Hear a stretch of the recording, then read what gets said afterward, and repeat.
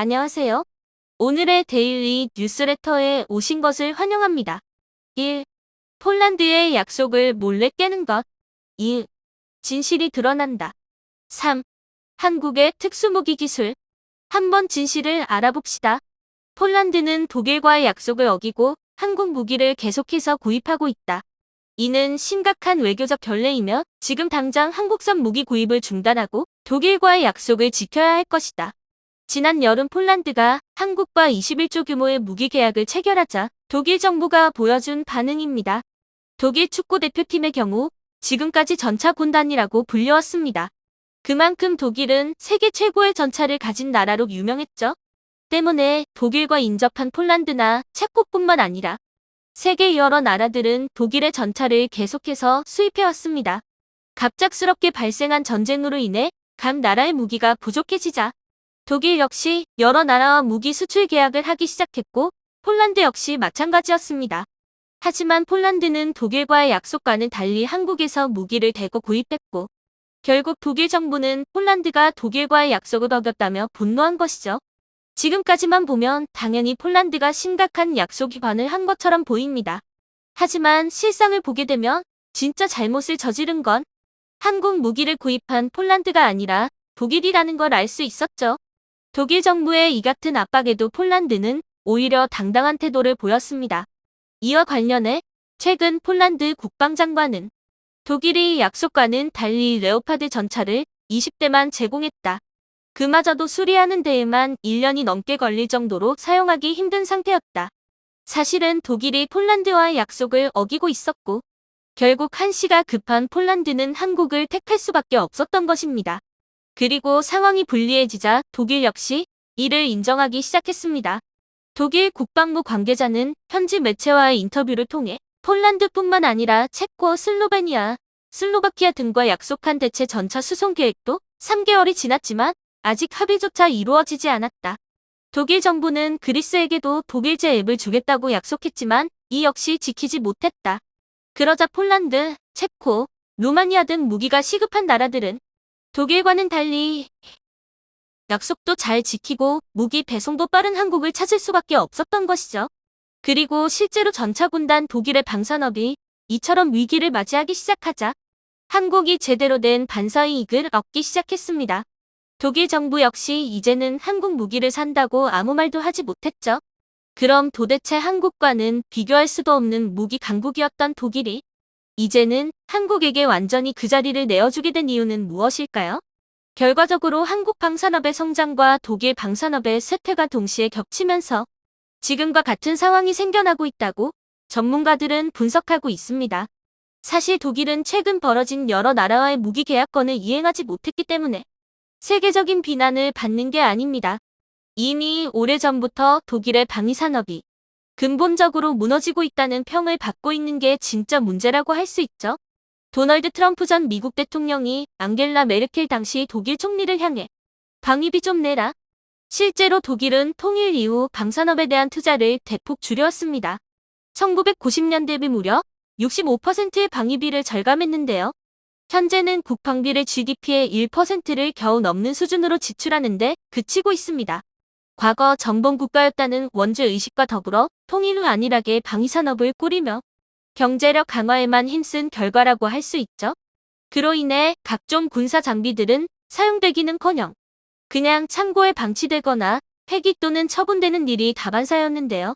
때문에 현재 독일이 보유한 전차 800대 중 운용 가능한 규모는 200대에 불과했으며 운용할 수 있는 헬기는 고작 9대밖에 없다고 합니다. 알폰스 마이스 독일 육군 총사령관이 독일 연방부는 파산 상태, 독일의 군사 장비 관리는 심각한 수준이라는 게 밝혀지고 있죠. 결국 독일제 군사 장비가 성능이 좋았던 건 사실이지만 생산 체계를 제대로 유지하지 못해 경쟁력을 아예 잃어버린 것인데요. 앞서 설명한 여러 나라들이 독일에서 군사 장비를 약속된 기한 내에 받지 못해 한국에 도움을 요청하고 있는 것이 이를 방증해주고 있죠. 또한 최근에는 구형 무기가 신형 무기에게 힘없이 무너지는 모습을 보이자 첨단 디지털 기능을 갖춘 신형 무기의 필요성이 입증되었습니다. 그런데 현재 전 세계에서 가장 디지털화가 잘 되어 있는 군사 장비들은 가장 최근에 개발된 한국의 군사 장비들이죠. 방위산업에 있어 가장 강력한 경쟁자가 될 것 같았던 독일은 재코가 석자인 상황이고, 여기에 더해 러시아와 중국제 무기의 부실함이 알려지게 되면서 더더욱 한국은 반사 이익을 얻고 있습니다. 실제로 인도는 러시아제 전투기와 헬기 구매 계약을 취소했으며 한국의 K2 전차에 많은 관심을 쏟고 있죠. 그럼 어떻게 후발 주자 중에서도 제일 끝에서 시작한 한국의 방산산업이 세계 최고의 전차를 보유하고 있던 독일마저 앞지르게 된 것일까요? 일단 유럽의 군사 장비들은 성능이 좋더라도 운용 규모가 상대적으로 작습니다. 전 세계적으로 운용 체계가 제대로 갖춰진 국가는 미국과 한국밖에 없을 정도라고 하는데요. 그리고 한국의 방산 기업들은 작은 부품이라도 수요가 있다면 무조건 조달을 합니다. AS도 마찬가지죠. 이는 미국도 잘하지 못하는 것으로 전 세계에서 한국만이 유일하게 가진 강점인 것입니다. 또 한국은 지정학적 특성상 현재 수출되고 있는 무기들이 다양한 환경적 요인 아래 실전 배치된 경험이 있다는 점도 강력한 경쟁력으로 작용하고 있습니다. 우리나라의 사계절은 기온 편차가 심한 편인데다 유사시 북진할 것을 고려해 설계, 제작이 되었습니다. 실제로 최근 노르웨이가 신규 자주포 도입을 추진할 때 진행한 혹한 실험에서 우리나라의 K9 자주포만이 유일하게 통과를 했었죠. 그것도 모자라 산악지형 주파, 보안 능력까지 갖추고 있으니 세계 여러 나라들이 독일의 전차를 버리고 한국을 선택한 것은 어찌 보면 당연한 일이 아닐까 싶은데요. 그럼 지금부터 폴란드를 비롯한 동유럽 국가들이 전차 강국 독일을 버리고 한국의 전차를 택하고 있는 모습에 대해 해외 네티즌들은 어떤 반응을 보여주고 있는지 자세히 소개해드리도록 하겠습니다. 폴란드 땅에 대한 민국 K9 자주포가 있으니 뿌듯합니다. 폴란드가 독일이 아닌 한국을 선택한 것은 지난 10년간의 업적을 통들어 가장 훌륭한 선택이었습니다. 한국과 계약한 모든 K2 전차는 폴란드군에서 사용하는 것과 호환되는 통신 시스템은 물론 M1A2 에이브럼즈 전차가 장착할 시스템과 호환되는 BMS 전장 관리 시스템도 장착되어 있죠. 독일이었다면 절대 불가능한 일이었습니다. 요즘 같은 시기에 한국의 전차들은 장점이 매우 많습니다. 공격보다는 방어에 더 뛰어난 성능을 보여주기 때문이죠. 장갑은 좀 약할 수 있어도 지형지물과 벙커를 활용하는 능력이 독일의 전차보다 훌륭합니다. 아무리 한국이라도 탱크가 도착하기까지는 최소 몇 년이 걸릴 것이라 생각했습니다. 근데 2달 만에 탱크가 날라왔죠. 반면 독일에서는 의미 없는 토론만 계속하며 아직까지 미루고만 있습니다. 한국은 사실상 미국을 제외하면 유일하게 고성능의 무기를 빠르게 제공해줄 수 있는 나라다. 폴란드가 독일에서 전차를 구입했다면 12월 선적은 고사하고 첫 번째 전차가 폴란드에 도착하기까지 최소 5년 이상이 걸렸을 것이다. 독일 글쎄요. 앞으로 10년 정도 안에 탱크를 인도할 수 있을지도 모르겠네요. 한국이 주문을 화요일에 배송하시겠습니까? 아니면 목요일에 배송하시겠습니까? 이게 지금 독일과 한국의 차이점을 보여주는 대답입니다. 이미 독일은 방위산업의 태반을 잃었어. 독일 스스로도 자신들의 나라를 지킬 능력을 유지하지 못하고 있는데 무기를 무슨 다른 나라에 수출해. 독일 입장에선 무기를 수출할 때가 아니라 모아야 할 때이니 다른 나라들은 안중에도 없는 것이고 이미 한국은 여유가 넘치니 빠르게 무기를 만들어낼 수 있다는 차이겠죠. 그만큼 한국이 무기 산업에서 조용히 오랫동안 준비했다는 걸 알 수 있습니다. 동일한 사양이라고 해도 인건비나 제조비 같은 여러 문제로 인해 독일 무기는 비쌀 수밖에 없다. 물론 대량 생산을 하면 가격이 내려가지만 한국과는 달리 독일은 대량 생산 자체가 불가능해. 한국이 그동안 개발한 방산 무기들은 처음에는 수출을 위한 무기 개발이 아니었다. 그러나 지금은 그로 인해 미국과 같은 수준의 무기를 생산할 수 있게 됐지. 한국은 절대로 불량품을 돈을 벌기 위해 팔지 않는다. 독일처럼 말이야. 탱크와 자주포만이 아니다. 신비한 한국 무기가 생산 중이며 발표될 예정입니다. 시진핑의 사면임이 결정된 이후 중국의 해상 불기가 박차를 가하고 있습니다. 공산당대회에서 1인 독재를 천명한 시진핑은 대만에 대한 무력 동의를 절대 포기하지 않겠다고 밝혔습니다. 그리고 최근 대만 인근의 수시 도발용 함정 4척을 고정 배치하여 대만 인근 해협을 봉쇄하고 대만을 집어삼키겠다는 야욕을 드러내고 있습니다. 그런데 중국 해군의 이러한 움직임에 대해 미 해군 사령관이 전혀 걱정하지 않고 있다고 밝혀 의문을 자아내고 있는데요. 미 사령관이 믿고 있는 구석이 다름 아닌 대한민국인 것으로 밝혀져 화제가 되고 있습니다. 미국이 믿고 있는 대한민국의 저력이 무엇인지, 숨겨둔 비밀병기라도 있는 것인지 자세히 알아보도록 하겠습니다. 얼마 전 홍콩 매체에서 중국 해군의 세 번째 075형 강습 상륙함 LHD에 취역할 예정이라고 보도했습니다. 선박번호 33이라고 적힌 함선이 상하이 후둥 중화조선소에 정박해 있는 사진이 확인되었는데요. 베이징의 해군 전문가 리제는 선박번호가 붙었다는 것은 언제든 해군에 합류할 준비가 돼 있다는 뜻이라며 공식 발표만 기다리고 있다는 의미라고 설명했습니다.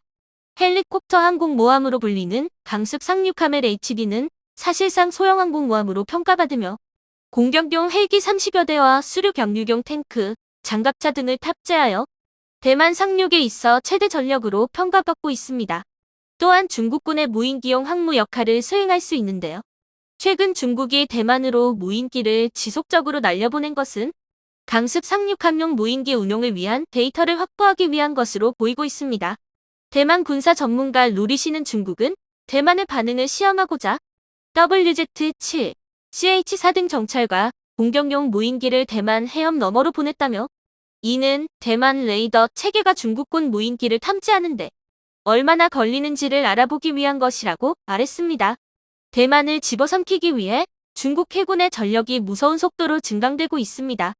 중국이 군사훈련을 구실로 대만 해역을 폐쇄해 물류를 차단하는 그레이존 작전을 실제로 수행할 수 있다는 우려가 커지고 있는데요.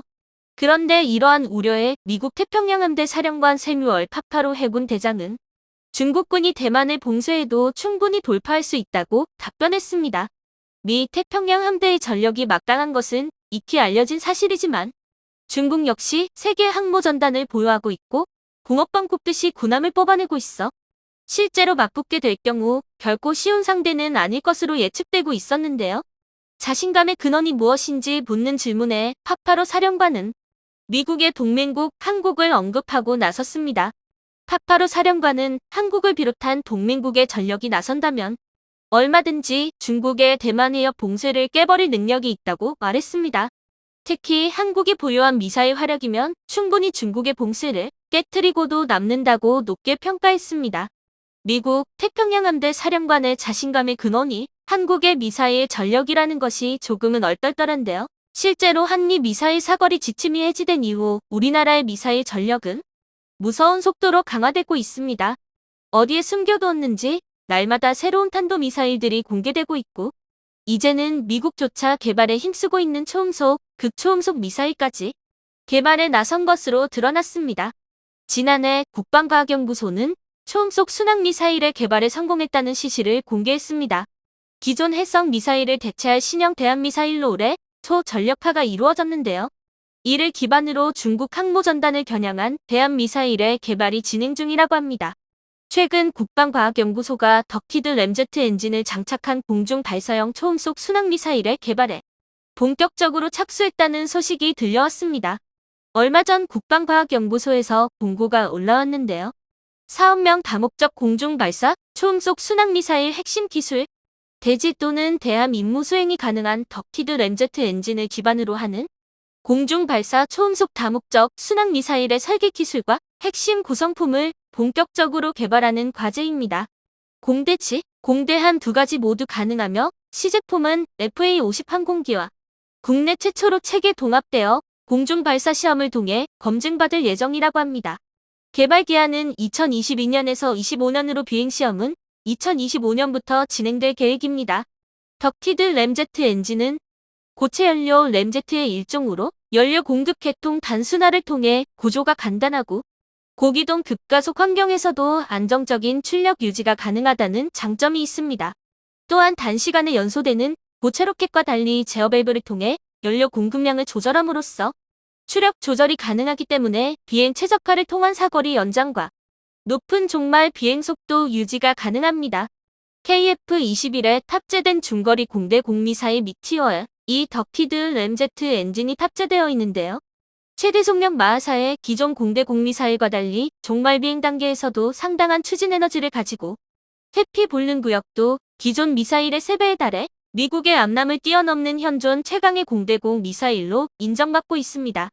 국방과학연구소에서 연구 중인 덕티드 램제트 미사일은 대함 능력에 초점을 맞추고 개발이 진행 중인 것으로 알려졌는데요. 한국형 초음속 공대함 미사일이 완성되면 KF-21에 탑재되어 중국 항모를 겨냥한 항모킬러가 되어줄 것으로 기대받고 있습니다. 초음속 미사일을 뛰어넘는 속력을 가진 극초음속 공대지 미사일의 개발도 추진 중이라고 합니다. 지난 21일 공군 본부에서 열린 국정감사에서 공군은 극초음속 공대지 미사일 사업을 추진할 예정이라고 밝혔습니다. 극초음속이란 마하를 뛰어넘는 속도를 의미하는데요. 극초음속 미사일이 서울 상공에서 평양 지휘부를 향해 발사될 경우 250km를 단 1분 15초 만에 주파의 목표물을 타격하는 게 가능합니다. 각국에서 극초음속 미사일 개발을 진행하고 있었지만 성공한 국가는 미, 중, 러 세 국가분으로 우리나라가 성공한다면 세계 네 번째 개발국의 반열에 올라서게 됩니다. 극초음속 공대지 미사일이 KF-21에 장착된다면 미국의 F-35를 능가하는 무장력을 갖추게 될 것으로 기대받고 있습니다. 그런데 극초음속 미사일이 공대지형으로 먼저 개발되고 있다는 것에 조금 의문이 생기는데요. 이는 공대지 미사일의 개발이 가장 용이할 뿐만 아니라 현재 공군이 가장 필요로 하고 있기 때문입니다. 현재 국방부의 최우선 사업은 북한의 핵미사일 발사 능력을 무력화시키는 킬체인 시스템의 구축인데요. 이를 위해 각군은 장거리 표적 타격 능력을 확보할 필요가 있었습니다. 공군은 속도가 마하 0.8에 불과하지만 지하 30m까지 관동이 가능한 타우러스 공대지 순항미사일과 타우러스의 기술을 이전받아 개발 중인 천령 공대지 미사일을 통해 경고하 표적 타격에 특화할 예정이었습니다. 그런데 현무사 미사일의 스펙이 대략적으로 공개되며 마하호의 속도에 최대 300m까지 관통할 수 있다고 밝혀졌습니다. 육군의 현무 미사일이 공군의 타우러스 미사일이나 개발 중인 천령과 비교해도 속도, 관동력, 운용 유지비 등 모든 면에서 우수한 것으로 드러나 공군은 새로운 무기체계를 확보해야 했고 그것이 바로 극초음속 공대지 미사일이었습니다. 현재 국방과학연구소는 선도형 핵심 기술 개발 사업을 통해 극초음속 시험체 하이코어를 개발하고 있어 이를 기반으로 공중 발사형 극초음속 대함미사일이 개발될 예정입니다. 하이코어 극초음속 시험체는 2023년까지 개발이 완료될 예정으로 시험 비행이 성공적으로 완료될 경우 곧바로 극초음속 공대지 미사일로 개발이 가능할 것으로 보고 있습니다. 하이코어는 마하 5급 초고속 비행체로 총 길이 8.7m의 중량은 2.4톤이며 2022년과 2023년에 이르씩 총 2회의 비행시험을 안흥시험장에서 수행할 계획입니다. 미국의 극초음속 미사일 X-51과 러시아의 지르콘과 유사한 형상을 지니고 있으며 저고도에서 지속적으로 고속 비행이 가능한 HCM 방식의 미사일로 탐지와 요격이 거의 불가능하여 기습 효과가 매우 우수할 것으로 기대받고 있습니다. 한국형 극초음속 미사일은 추진체계가 3단으로 나누어진다는 특징을 가지고 있습니다. 1단 추진체는 나로우의 2단 킥모터, 2단 추진체는 한국형 어택즈, KTS-SML 로켓 설계를 활용한 것으로 알려져 있는데요. 한화에서 개발한 나로우의 킥모터는 한국이 개발한 어떤 고체 연료 로켓보다도 비추력이 높다고 합니다. 비추력이 높다는 것은 적은 연료로 더 많은 추력을 낼 수 있다는, 즉 연료 효율이 좋다는 것을 의미합니다. 나로 킥모터의 비추력은 250초로 1kg의 연료로 250초 동안 1kg의 추력을 낼 수 있다는 것인데 이는 미국 우주 왕복선 부스터의 비추력 242초보다 높은 수치입니다. 이처럼 한국은 현무 시리즈와 한국형 발사체 개발을 통해 세계적인 수준의 미사일 기술력을 확보했습니다. 극초음속 미사일 개발도 시간 문제로 2030년이면 극초음속 미사일, 초음속 대공 미사일을 포함한 막강한 미사일 전력이 갖추어질 것으로 기대받고 있습니다. 한국이 극초음속 미사일 개발에 성공한다면 세계 네 번째 개발국의 반열에 올라서게 됩니다. 극초음속 미사일의 마하가 넘는 속도로 인해 현존하는 탄도미사일 요격 시스템으로는 제한적인 요격만이 가능하고 마하 10 이상의 속도에서는 사실상 요격이 불가능해 현대전의 게임 체인저로 각광받으며 각국에서 개발에 힘쓰고 있었습니다. 현재 극초음속 미사일의 개발에 성공한 국가는 미, 중, 러 세 국가뿐으로 그중 러시아와 중국만이 실전 배치를 완료했고 미국은 아직 시험 발사를 진행하고 있습니다. 그런데 한때 미국과 우주를 두고 경쟁했던 소련의 로켓 기술을 물려받은 러시아는 그렇다고 쳐도 중국이 미국보다 먼저 극초음속 미사일을 실전 배치했다는 것이 믿기 어려운 일인데요. 최근 중국의 극초음속 미사일에 미국의 핵심 기술이 사용되었다는 사실이 밝혀져 충격을 주고 있습니다. 지난 17일 워싱턴 포스트는 2019년 이후 300여 개 이상의 미국 기술이 중국의 극초음속 미사일 개발과 관련된 수십 개 회사에 판매되었다고 보도했습니다. 게다가 이 중 미국 국방부의 기술 개발 지원 대상에 포함된 기업도 있었던 것으로 밝혀져 사실상 미국의 세금이 중국의 무기 개발에 흘러간 셈이라고 할 수 있습니다. 이러한 사태가 한국에서도 일어나지 않도록 개발에 철저한 보완이 이루어져야 할 것입니다. 그리고 대한민국을 지키기 위해 오늘도 불철주야 연구에 힘쓰고 있는 연구진들에게 열렬한 응원과 지지를 보냅니다.